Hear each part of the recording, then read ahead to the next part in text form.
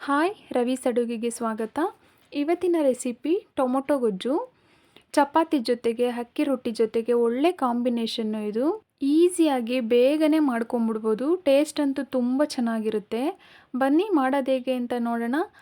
ಅದಕ್ಕಿಂತ ಮುಂಚೆ ನೀವಿನ್ನೂ ನಮ್ಮ ಚಾನಲ್ಗೆ ಸಬ್ಸ್ಕ್ರೈಬ್ ಆಗಿಲ್ಲ ಅಂದರೆ ಪ್ಲೀಸ್ ಸಬ್ಸ್ಕ್ರೈಬ್ ಮಾಡ್ಕೊಳ್ಳಿ. ಹಾಗೆ ಪಕ್ಕದಲ್ಲಿರೋ ಬೆಲ್ ಐಕನ್ನು ಕ್ಲಿಕ್ ಮಾಡಿ. ಮೊದಲಿಗೆ ಸ್ಟವ್ ಮೇಲೆ ಒಂದು ಪಾತ್ರೆ ಇಟ್ಕೊಂಡು ಸ್ವಲ್ಪ ಎಣ್ಣೆ ಕಾಯ್ದ್ಮೇಲೆ ಸ್ವಲ್ಪ ಸಾಸಿವೆ ಎಲ್ಲ ಚೆನ್ನಾಗಿ ಸಿಡಿದ್ಮೇಲೆ ಒಂದು 2-3 ಹಸಿಮೆಣ್ಸಿನ್ಕಾಯಿನ ಹಚ್ಚಿ ಸೇರಿಸ್ತಾ ಇದ್ದೀನಿ, ಸಣ್ಣದಾಗಿ ಹಚ್ಚಿ.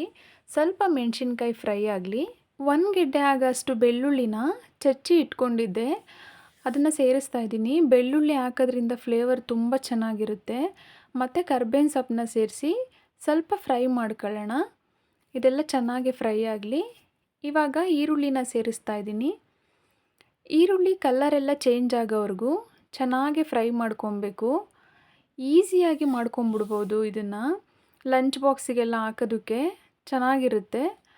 ಇವಾಗ ಆಲೂಗಡ್ಡೆನ ಸೇರಿಸ್ತಾ ಇದ್ದೀನಿ. ನಾನು ಒಂದು ದೊಡ್ಡ ಸೈಜ್ ಆಲೂಗಡ್ಡೆನ ಹಚ್ಚಿ ನೀರಲ್ಲಿ ಹಾಕಿ ಇಟ್ಟಿದ್ದೆ. ಇವಾಗ ಸೇರಿಸ್ತಾ ಇದ್ದೀನಿ. ಆಲೂಗಡ್ಡೆ ಹಾಕೋದ್ರಿಂದ ಟೊಮೊಟೊ ಗೊಜ್ಜು ಟೇಸ್ಟು ತುಂಬ ಚೆನ್ನಾಗಿರುತ್ತೆ. ತಿನ್ನುವಾಗ ನಮಗೆ ಮಧ್ಯೆ ಆಲೂಗಡ್ಡೆನೂ ಸಿಗುತ್ತಲ್ಲ, ಟೇಸ್ಟ್ ಚೆನ್ನಾಗಿರುತ್ತೆ. ಆಲೂಗಡ್ಡೆನ ಈ ಥರ ಹಚ್ಚಿ ಡೈರೆಕ್ಟಾಗಿ ಬೇಕಾದರೂ ಹಾಕ್ಕೊಬೋದು, ಇಲ್ಲಾಂದರೆ ಸಪ್ರೇಟಾಗೆ ಒಂದು ಇದರಲ್ಲಿ ಬೇಯಿಸ್ಬಿಟ್ಟು ಸೇರಿಸ್ಕೊಬೋದು. ಸ್ವಲ್ಪ ಆಲೂಗಡ್ಡೆ ಈರುಳ್ಳಿ ಎಲ್ಲ ಚೆನ್ನಾಗಿ ಫ್ರೈ ಆಗಲಿ.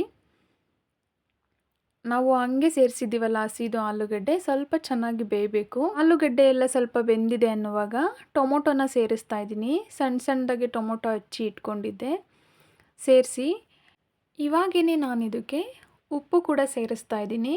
ರುಚಿಗೆ ಎಷ್ಟು ಬೇಕೋ ಅಷ್ಟು ನೋಡಿ ಉಪ್ಪನ್ನ ಸೇರಿಸ್ಕೊಳ್ಳಿ. ಉಪ್ಪನ್ನ ಇವಾಗಲೇ ಹಾಕೋದ್ರಿಂದ ಟೊಮೊಟೊ ಬೇಗನೆ ಬೇಯುತ್ತೆ ಅಂತ. ಸ್ವಲ್ಪ ಅರಿಶಿನ ಪುಡಿನೂ ಸೇರಿಸ್ತಾ ಇದ್ದೀನಿ. ಇವಾಗ 1/4 ಟೀ ಸ್ಪೂನ್ ಆಗೋಷ್ಟು ಅರಿಶಿನ ಪುಡಿನ ಸೇರಿಸಿ ಕಲರ್ ಚೆನ್ನಾಗಿ ಬರುತ್ತೆ ಅಂತ. ಇದನ್ನೆಲ್ಲ ಚೆನ್ನಾಗಿ ಮಿಕ್ಸ್ ಮಾಡ್ಕೊಳ್ಳೋಣ.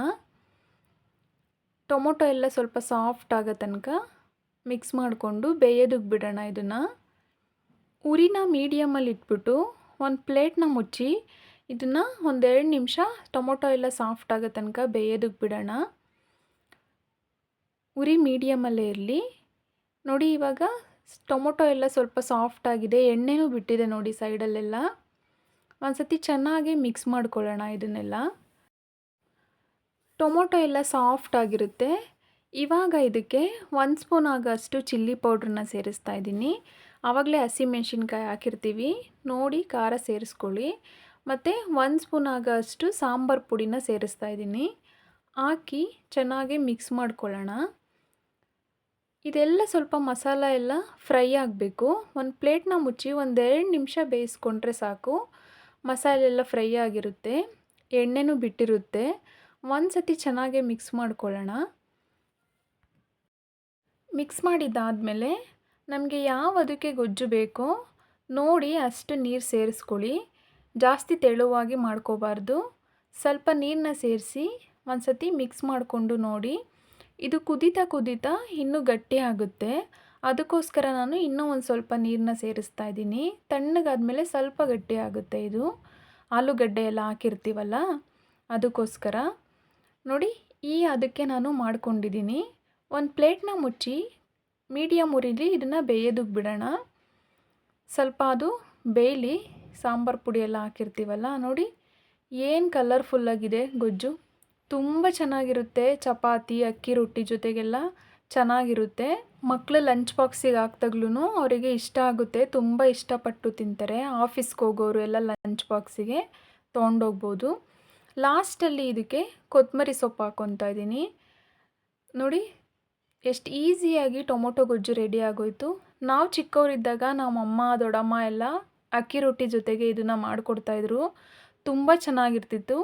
ಅದೇ ವಿಧಾನದಲ್ಲಿ ನಾನು ನಿಮಗೆ ಮಾಡಿ ತೋರಿಸಿದ್ದೀನಿ.